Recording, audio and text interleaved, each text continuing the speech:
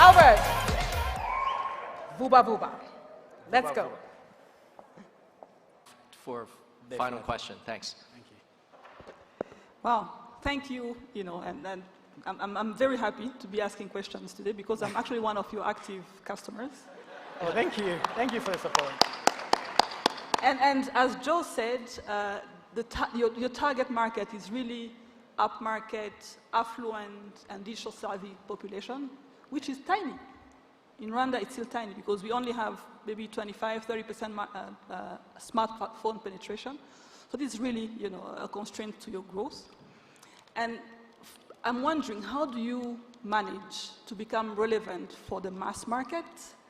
And I've seen similar business models in Southeast Asia, where people do not only delivery for food, for whatever goods, but they also do taxi hailing, public transport and stuff like that. Because for you to become relevant to the average Rwandan, it will take you maybe 10 years. And I've also looked at your numbers; they don't look great. So are you thinking of adding more services? Because your app is beautiful, great UI, great UX, but it's limited, and it's really addressing people like me, and I'm the top 1% in this country. So how do you become relevant for other people? That's very true. So one of the points we're working on, one is definitely adding more services, and I take that as a feedback of things that we need to be adding on a daily basis. But we believe, because for the moment, one of the mistakes, some of the e-commerce companies do is you try to grow faster than the industry where you are. If today I was meant to probably invest a marketing budget of, let's say, $5,000, it won't really change much in terms of numbers that we acquire. So what we choose is to first grow with the current system that we have, first serve them perfectly, and then after that we start adding now more services.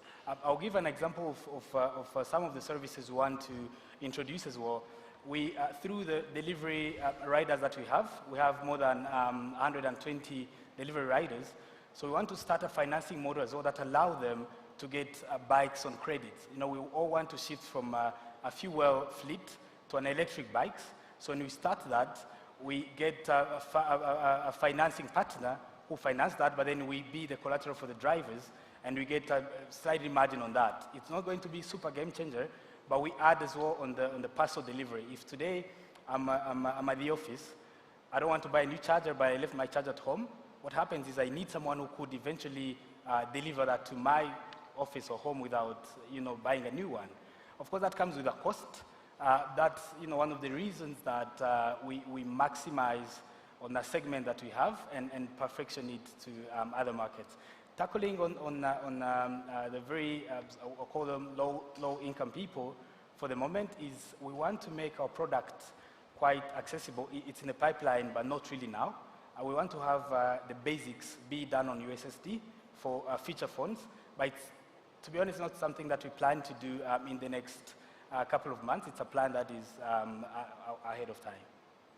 But looking at your growth, it's flattening, and I can imagine that during the COVID years, you grew very fast, but now your curve is flattening. We don't expect any new COVID, right?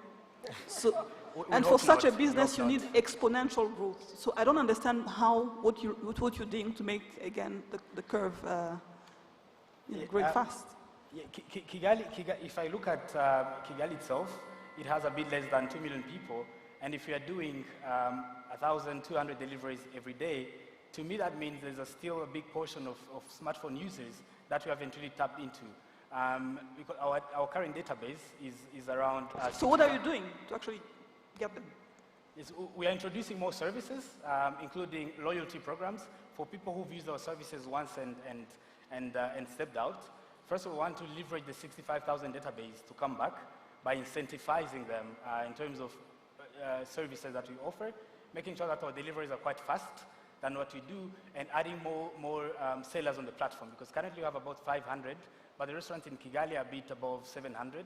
So if we add more services on the platform, then it acquires more customers. But I have to agree that some of the low-income people, we're still looking at strategies that we should tackle them, which is group ordering If someone spends usually around $1.5 probably for lunch, if you group as 10 people and we offer free delivery, usually probably one person has a smartphone.